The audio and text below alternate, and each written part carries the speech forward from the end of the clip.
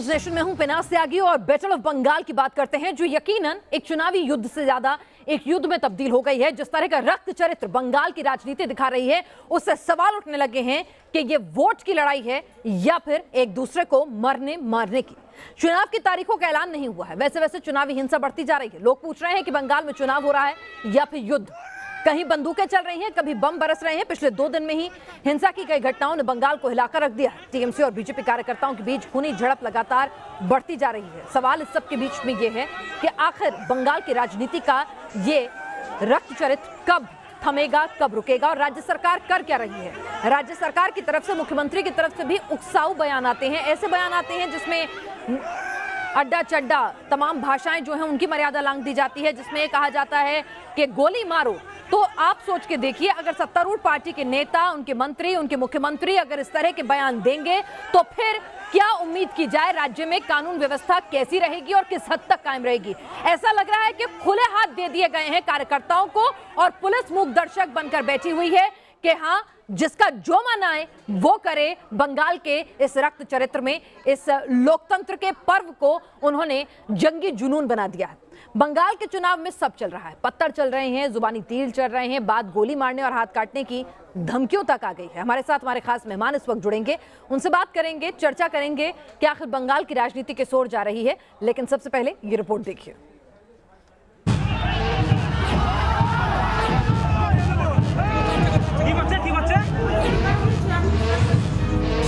टॉलीगंज, नंदीग्राम, हावड़ा, बर्धमान, दिनाजपुर, पुरुलिया, कोलकाता, नाम गिनते जाइए, ऐसा कोई दिन नहीं जाता जब पश्चिम बंगाल के किसी न किसी जिले से सियासी हिंसा की खबरें नहीं आती।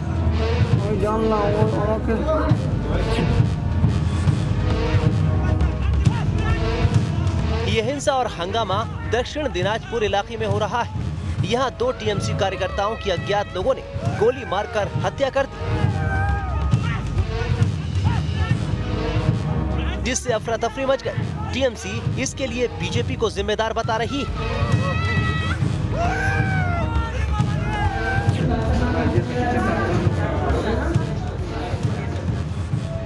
अब ये तस्वीरें देखिए, ये वर्धमान की पूर्वस्थलीय इलाके का अस्पताल, जहां बीजेपी के 2 समर्थक बेहद गंभीर हालत में लाए गए। बीजेपी का आरोप है कि इन लोगों पर टीएमसी कार्यकर्ताओं ने बम फेंके थे।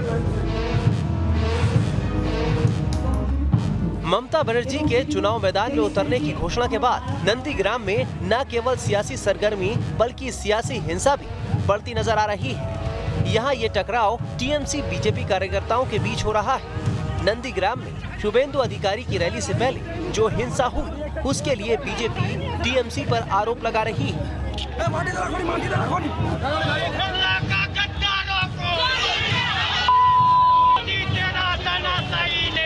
प्रचार शुरू होने से पहले जो नारेबाजी हो रही है, उसमें भी मर्यादा की तमाम सीमाएं लांघी जा रही हैं। ये नारे टीएमसी की कोलकाता रैली में लगाए गए, जो सुनने लायक भी नहीं।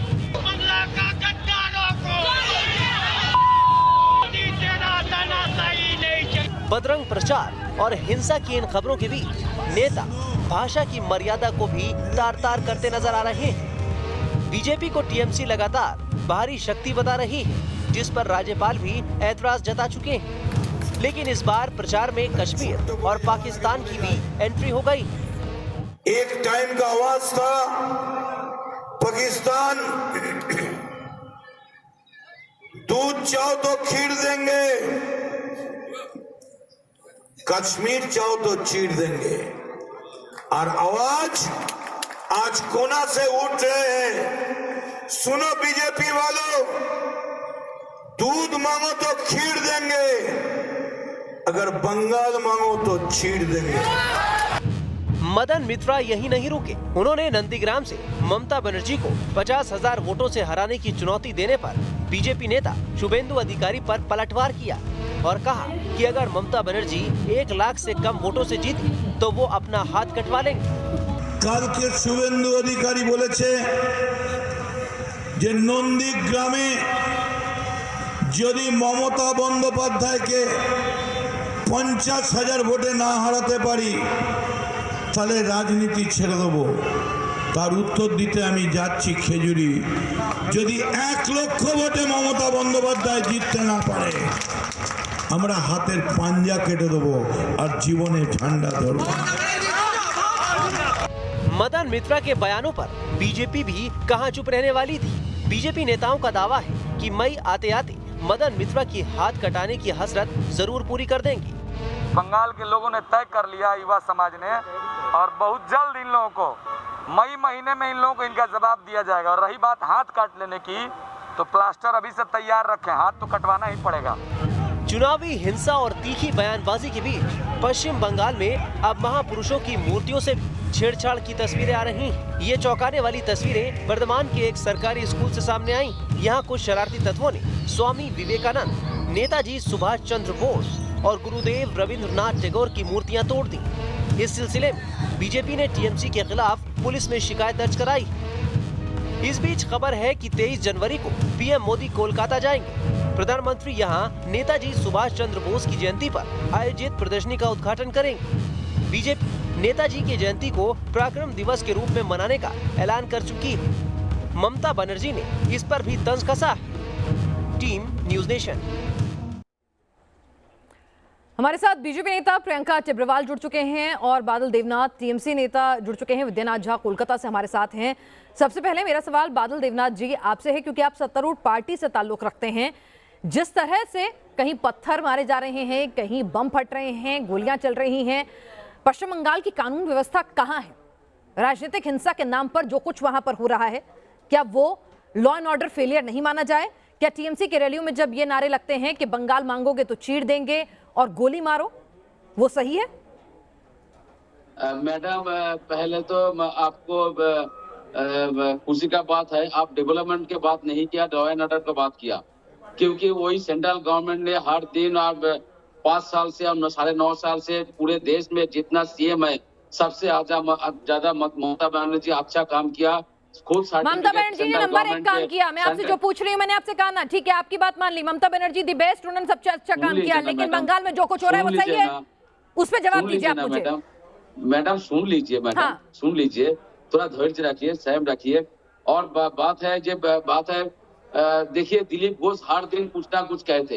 मैं प्रियंका जी से भी सवाल पूछूंगी। दिलीप घोष अगर कुछ कहते हैं उसका जवाब प्रियंका जी से भी लूंगी। पहला सवाल मैंने आपसे पूछा है क्योंकि आपकी पार्टी की सरकार है, वहां पर राज्य में कानून व्यवस्था राज्य की जिम्मेदारी है, तो इसीलिए पहली जवाबदेही आपकी बनती है। क्या हो रहा है ममता बनर्जी के सुशासन में? बिल्कुल बिल्कुल बिल्कुल बिल्कुल मैडम, लेकिन मैं जो आंसर देना चाहता हूँ वो आपको पहले सुनना चाहिए। बताइए तो सही। हर दिन दिलीप घोष ने कुछ ना कुछ कहते हैं, मारेगा, पीटेगा, शमशान में भेजेगा, पुलिस पिटाई करेगा।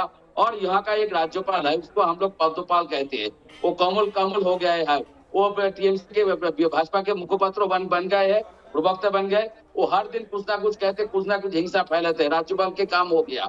तो यही हाल है। और दिनाजपुर में परसों देखिए, मैं आपसे क्या पूछ रहा हूँ, आपको सवाल समझ में नहीं आता है या जानबूझकर आप समझने से इनकार करते हैं? मैंने आपसे पूछा कि गोली मारो के नारे अगर लग रहे हैं, दूध मांगोगे तो खीर देंगे, बंगाल मांगोगे तो चीर देंगे, ये सब कुछ आपके जिम्मेदार नेता कह रहे हैं। आपकी सरकार है, राज्य सरकार का मामला होता है लॉ एंड ऑर्डर। क्या कहेंगे आप? मालूम है, मैं वही तो आपको घुमा के बात करना हूँ। जब 24 से दिल्ली में दंगा हुआ था तब 8 दिन मैं दिल्ली में था। अरे भाई, दिल्ली का दंगे में दिल्ली के सवाल पूछे गए थे। अगर पश्चिम बंगाल में दंगे हो रहे हैं तो पश्चिम बंगाल के सवाल पूछूंगी ना मैं आपसे। दिल्ली के दंगों के वक्त मैंने सवाल पूछ लिए थे, आपके पास जवाब नहीं है, इसीलिए आप इस तरह की बातें कर रहे हैं। कभी बताते हैं कि ममता बनर्जी बहुत अच्छी नेता, और कभी आप कहते हैं दिल्ली के दंगे। और कोई पुराने दंगे भी याद कर लीजिए अगर याद आ रहे हो। प्रियंका टिब्रवाल जी, दामन तो आपका भी पाक साफ नहीं है। हिंदू जो है वो धनुष उठा ले, रामचंद्र जी ने धनुष उठाया था। किस तरह से आपको हथियार उठा लेने चाहिए? हाँ, हड्डी पसली तोड़ देंगे, ऐसे बयान आपके खेमे से भी आ रहे हैं। नहीं, ऐसा नहीं है। एक सेकेंड, अब मैं जवाब देती हूँ। इनकी आवाज बंद करिए, मुझे जवाब देने दीजिए। बोलिए। देखिए, पहली बात तो ये, आपने जो दिलीप घोष जी का बयान अभी कहा, तो मैं किसी भी तरह से हिंसा का समर्थन नहीं करती हूँ, मगर मैं उसके साथ ये भी कहूंगी कि जब दिन रात यहाँ पर लोगों पर गोलियां चलाई जा रही हैं, उन्हें मारा जा रहा है, औरतों को बेवा कर दिया जा रहा है, बच्चों को अनाथ बना दिया जा रहा है, मगर ये सरकार जो है जिसकी जिम्मेदारी है लॉ एंड ऑर्डर, वो कुछ भी नहीं करती, कुछ भी नहीं करती। तो आप अपने कार्यकर्ताओं को ये कहेंगे, आपके प्रदेश अध्यक्ष अपने कार्यकर्ताओं को ये कहेंगे कि हथियार उठा लो? वो भाजपा ने जी आप ये कहेंगे? गृह मंत्री तलब करें ना, गृह मंत्री तलब करें यहाँ के राज्य के कानून व्यवस्था के लिए तमाम संबंधित अधिकारियों को। अगर एक बात बताइए, सरकार इनकी, लॉ एंड ऑर्डर इनका, पुलिस इनकी, अगर बीजेपी ने हिंसा की थी तो आपके प्रदेश अध्यक्ष ये कहेंगे अपने कार्यकर्ताओं को कि हथियार उठा लो? मैंने अभी आपकी बात का जवाब दे दिया, मैं इनकी तरह डरपोक नहीं हूं। आपसे क्या कहा? आप दिलीप घोष के बयान का खंडन करती हैं, आप ये कहती हैं पार्टी अपने प्रदेश अध्यक्ष की बात से इत्तेफाक नहीं रखती। प्रियंका जी, क्या आप अपने प्रदेश अध्यक्ष की राय से इत्तेफाक नहीं रखती? क्या आप उनके बयान की निंदा करती हैं? मैं आपसे सीधे सीधे पूछ रही हूँ, आप डरपोक नहीं, आप कह रही हैं ना, आप तो स्वीकार करती हैं। तो चलिए आपसे पूछती हूँ, क्या दिलीप घोष के इस बयान की आप निंदा करती हैं? पार्टी उससे अपने आप को अलग करती है, खेद व्यक्त करती है? नहीं, बिल्कुल तो आप भी कह रही हैं हथियार उठाओ? ये कहती हूँ कि हम हिंसा का समर्थन नहीं करते। अच्छा, लेकिन अहिंसा भी परमो धर्म नहीं होगा हमारे लिए। अगर हमारे लोगों को दिन रात मार करके पेड़ों पे झुला दिया जाएगा तो हम आवाज उठाएंगे। तो आप भी तो लॉ एंड ऑर्डर नहीं मान रहे, आप भी तो गुंडागर्दी कर रहे हैं। वो मारे, आप मारे, फिर आपको भी तो भरोसा नहीं है किसी चीज में। हमने इनको जबान से समझाने की कोशिश की। अच्छा। मगर ये जिस गुंडागर्दी पे उतरे हुए हैं, लोग मर रहे हैं, उसके लिए और आप जब हथियार उठाने को कहते हैं अपने नेताओं को, तो वो क्या है? वो अहिंसा का पाठ पढ़ा रहे हैं? आप बापू के संदेश में चल रहे हैं? आप राष्ट्रपिता महात्मा गांधी को फॉलो कर रहे हैं? अगर हम महात्मा गांधी की अहिंसा पर विश्वास नहीं करेंगे 200 से ज्यादा लोगों का खून हो जाएगा। अच्छा, चलिए कौन जवाब देगा? चलिए जरा दिलीप घोष ने क्या कुछ कहा है जरा वो भी सुनवा लेते हैं। हाल फिलहाल के उनके स्टेटमेंट में एक एक पढ़ के आपको पढ़ाऊंगी। और ऐसा नहीं है कि दामन यहाँ किसी का भी पाक साफ है, लेकिन सवाल और जिम्मेदारी टीएमसी की इसलिए ज्यादा बनती है क्योंकि law and order state subject है और फिलहाल राज्य में टीएमसी की सरकार है। जरा सुनिए दिलीप घोष का बयान। पहले भी सीपीएम गवर्नमेंट था, वो घुसपैठिया लाके वोटर बनाते थे, आज भी हो रहा है। इस बार वोटर लिस्ट में 4-5 लाख लोग ऐसे अनवांटेड जो है, रोहिंग्या, अनुप्रवेशकारी, घुसपैठिया, इनकी नाम शामिल हो गया वोटर लिस्ट में। ये देश के लिए बहुत बड़ा खतरा है और इसके कारण बंगाल की जो कानून व्यवस्था भी खराब है। यहाँ टेररिस्ट मिलते हैं बॉर्डर में, इलीगल सारा कारोबार सोना, ड्रग्स, गाय का होता है और यह समाज के ऊपर भी इसका एक गलत प्रभाव पड़ता है। हमारे साथ हमारे संवाददाता इस वक्त जुड़ चुके हैं विद्यानाथ झा, जो पिछले 1 महीने से पश्चिम बंगाल के अलग अलग इलाकों में जाकर ग्राउंड जीरो पर क्या स्थिति है पता लगाने की कोशिश कर रहे हैं। विद्या, आपने कई इलेक्शंस कवर किए होंगे अपने पूरे जर्नलिज्म के करियर में। जिस तरह के इलेक्शन में हेट्रेड, जिस तरह की हिंसा आपको पश्चिम बंगाल की जमीन पर देखने को मिल रही है, पहली क्या अनुभव की और कहीं आपको लॉ एंड ऑर्डर नजर आया? ऐसा लग रहा है कि बस वहां तो टीएमसी के कार्यकर्ताओं की सरकार चलती है, क्योंकि मैं खुद वहां गई थी, यही मेरा अनुभव था। आपका अनुभव क्या कहता है?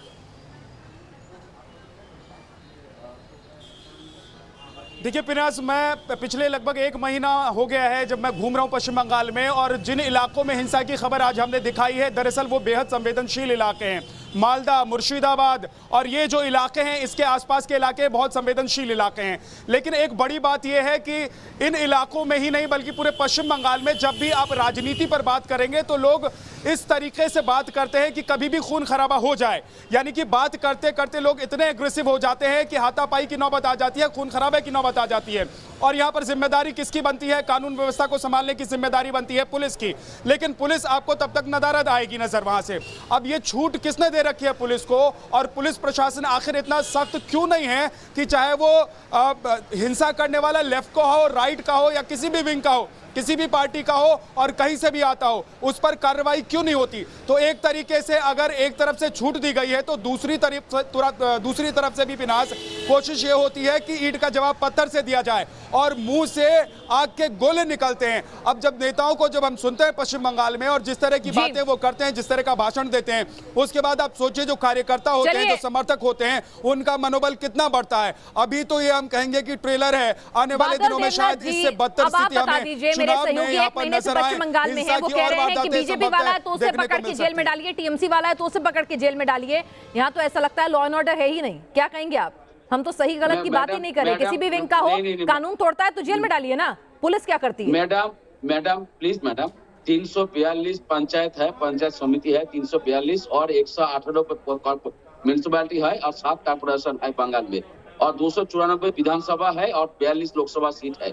मैं इसलिए ये क्या कह रहा हूँ, ये शंका दे रहा हूँ मैं, क्योंकि 2, 4, 5 जगह में जब झमेला होता है, कोई दुर्घटना होती है तो इसको लेके पूरा नेशनल चैनल डिबेट में आ जाता है, लेकिन बंगाल में ऐसा नहीं होता है। और तीसरा बात, मैं दिल्ली का बात क्यों कहा, 2, 4, 5 जगह रोज खबरें आती हैं कि यहाँ बम फट गया, रोज खबर आती है कि यहाँ पे झड़प हो गई, रोज तस्वीरें आती है कि मोटरसाइकिल पुलिस पर नदारद रहा। मुझे बताइए ना, ये वो बंगाल है जिसकी कल्पना, जिस माटी के लिए हर कोई कहता है कि बंगाल एक ऐसी सोच है, एक ऐसी विचारधारा है जो दुनिया का इंटेलेक्चुअली सेट करती है पैरामीटर्स, और आप कह रहे हैं कि इट्स ओके। मैं आपका गेस्ट हूँ, पहले बोलने का मौका दीजिए, आप बीच में मत बोलिए। अच्छा, आप बताइए, मुझे सब कुछ आप ही बता दीजिए। मैं अनुराग ठाकुर का बात क्यों कहा, अनुराग ठाकुर ने दिल्ली में क्या कहा, गोली मारो गोली मारो, ये शब्द खूब वित्त मंत्री ने कहा, अनुराग ठाकुर ने कहा। इसलिए मैं कह रहा हूँ बंगाल में कुछ ना कुछ हो रहा है। मैंने आपसे क्या कहा, जब अनुराग ठाकुर ने कहा तो इलेक्शन कमीशन ने उनके खिलाफ भी एक्शन लिया। अगर स्टेट का सब्जेक्ट है लॉ एंड ऑर्डर और उसमें कुछ फेलियर है तो सवाल तो उठेगा ना सर। भाजपा के पार्टी ऑफिस के ऊपर हमला क्यों करते हैं हर दिन? काल भी बैराकपुर में टीएमसी बादल देवनाथ जी, मैं आपसे क्या कह रही हूँ, शायद आप नहीं सुन रहे, मैं आपसे कह रही हूँ जो बात विद्यानाथ झा ने कही ग्राउंड जीरो से, कि अगर राइट विंग है, लेफ्ट विंग है, किसी भी पार्टी से ताल्लुक रखता है, अगर कानून व्यवस्था को वो तोड़ रहा है, बंगाल का नाम बदनाम कर रहा है, हिंसा कर रहा है, तो पुलिस कहां है? मैं नहीं कह रही कि किस पार्टी का हिंसा करता है, मैं कहती हूँ सब पार्टी के करते हैं, यही बंगाल की राजनीति का रक्त चरित्र है। लेकिन आपकी पार्टी सत्ता में बैठी है, आप कहां हैं? लॉ एंड ऑर्डर कहां है? मुख्यमंत्री चुप क्यों है? शेर दे रही है क्या? ऐसे नहीं मैडम, बंगाल का बदनाम ऐसे मत कीजिए। 34 साल में बाप ने तो सर्वनाश कर दिया बंगाल में। ममता बनर्जी 9.5 साल में बहुत अच्छा काम किया। प्रियंका टिब्रेवाल जी, बंगाली लोग ममता बनर्जी के ऊपर खुश है और ममता प्रियंका टिब्रेवाल जी, तो आप इतनी आपके अंदर एक मिनट प्रियंका टिब्रेवाल जी ये कह रहे हैं कि आपके नेता भी तो भड़काऊ बयान देते हैं, आपके नेता भी जो है वो गोली मारने की बात करते हैं, हथियार उठाने की बात करते हैं, तो फिर क्या चुपचाप बैठे रहे? मैं तो यहाँ आपसे आंकड़ा पूछ रही हूँ कि मुझे आंकड़ा बताइए, कितने टीएमसी के लोगों के ऊपर पत्थर बरसे, कितने जगह रैलियां हुई जहां पर बीजेपी ने टीएमसी की रैलियां रोक दी हो, कितने लोग अस्पताल में भर्ती हुए और कितने माँ बच्चे जो है वो अनाथ और बेवा हुए? इनके पास नंबर नहीं है, हमारे पास है। हाजरा की रैली में इन्होंने पत्थर मारे, अभी अभी आप स्क्रीन पर दिखा रही थी। मेदिनीपुर में इन्होंने, हंसिए मत, बेशर्म आप है, मुझे पता है, हंसिए मत, बेशर्मी मत दिखाइए। मेदिनीपुर की रैली में इन्होंने पत्थर बरसाए, अभी वीडियो आपके पास है। जेपी नड्डा जी के कार्यक्रम पर इन्होंने पत्थर बरसाए, वीडियो आप लोगों के पास है। कल खेजूरी में मैं बेशर्म लोगों का बेशर्मी से ही जवाब देती हूँ, इसलिए मुंह बंद करके रखिए। लोग मर रहे हैं, आप हंस रहे, पश्चिम बंगाल देख रहा है, ठीक है? तो खेजूरी में बम पत्थर इन्होंने बरसाए, ये लोगों ने देखा, कल अस्पताल में लोग भर्ती हुए। तो इसके बाद आप इनसे ये पूछिए कि बीजेपी ने कितनी जगह जो है वो आतंक किया है, वो दिखाएं। अगर वीडियो है तो दिखाएं। देखिए, शर्म की और बेशर्मी की बात यहाँ आती है कि एक तरफ ये बात करते हैं कल्चर की, आपको तो एक तरफ ये बात करते हैं रविंद्रनाथ ठाकुर। जरा एक सवाल का जवाब मेरा भी दे दीजिए, लॉ एंड ऑर्डर किसकी जिम्मेदारी है? बीजेपी की, तृणमूल कांग्रेस की, या मौजूदा राज्य सरकार की? किसकी जिम्मेदारी है? मैडम, मैंने आपसे सवाल पूछा, जवाब उतना ही दीजिएगा। Madam, law and order state government का है। स्टेट में गवर्नमेंट किसकी है? स्टेट में गवर्नमेंट किसकी है? आपको पूछने का जरूरत नहीं है। मैंने आपसे पूछा स्टेट में गवर्नमेंट किसकी है? स्टेट में गवर्नमेंट किसकी है? ममता बनर्जी की, टीएमसी की? तो फिर सवाल भी आप ही से होगा, क्यों बंगाल की, पश्चिम बंगाल की पुलिस क्या कर रही है, वहाँ का इंटेलिजेंस क्या कर रहा है, वहाँ के गृह मंत्री क्या कर रहे हैं? ममता बनर्जी स्टेज से खड़ी होकर के कहती है कि जाओ बीजेपी की रैलियों को रोको, जाओ सीपीएम की रैलियों को रोको, आप किससे क्या पूछेंगी? अच्छा, ठीक है, आप हर दिन हमला कर सकते हैं। बादल देवनाथ जी, जरा ये बता दीजिए, चलिए, बीजेपी बहुत खराब है, सारी पार्टियां बहुत गंदी हैं, वो हमला कर रही हैं, आपके कार्यकर्ताओं को मार रही हैं, बंगाल का नाम बदनाम कर रही हैं। आप बतौर सत्तारूढ़ पार्टी क्या कर रहे हैं? हाथ पे हाथ धरे बैठे हुए हैं? पुलिस आपकी नहीं सुनती? पश्चिम बंगाल में ममता बनर्जी की नहीं चलती? क्या कंट्रोल नहीं है उनका? आपके पास तो कैमरा है। जेपी नड्डा के ऊपर जब पत्थरबाजी किया, मैंने आपसे सवाल क्या पूछा? ममता बनर्जी की नहीं चलती बंगाल में? ममता बनर्जी आप का सुनना अपनी नहीं पुलिस चाहते। पे कंट्रोल मैडम, नहीं आप सुनना नहीं है चाहते, क्या? प्लीज। मैं आपसे आप पूछी सुनना तो नहीं, आप नहीं जवाब देना ही नहीं मैं चाहते, आप आपका जेपी नड्डा की रैली में पहुंच जाते हैं। वीडियो दिखा दीजिए, इनको दिखाई नहीं देता। मैंने आपसे पूछा कि आप जवाब क्या दे रहे हैं? नहीं दे रहा हूँ तो मैं दे रहा हूँ। मैं आप बताइए तो जहाँ पर पत्थरबाजी होता है मीडिया पहले से कैसे पहुंच जाता है वहाँ पर? पहले आप जवाब वाह, दीजिए। वाह, मीडिया वाह, रैली कवर कर रहा है, बताइए। ये देखिए, मीडिया रैली कवर कर रहा है, मीडिया तो वहां भी पहुंच जाता है जब दिलीप घोष कहते हैं कि हथियार उठा लो। मीडिया में मत आइए। मीडिया में तो मैंने पूछा ना प्रियंका जी से कि क्या वो दिलीप घोष के बयान का खंडन करती हैं? जब उन्होंने नहीं कहा तो दर्शकों के लिए सवाल उनके मन में भी आए कि क्या बीजेपी का दामन पाक साफ है? लेकिन क्योंकि आपकी पार्टी की सरकार है इसीलिए जवाबदेही आपकी बनती है कि ममता बनर्जी का क्या अपनी पुलिस व्यवस्था पर कोई कंट्रोल नहीं रहा है? क्या वो लॉ एंड ऑर्डर को मेंटेन करने में नाकाम रही हैं या जानबूझकर ये सब होने दे रही हैं? बहुत हंसी आ रही है आपको।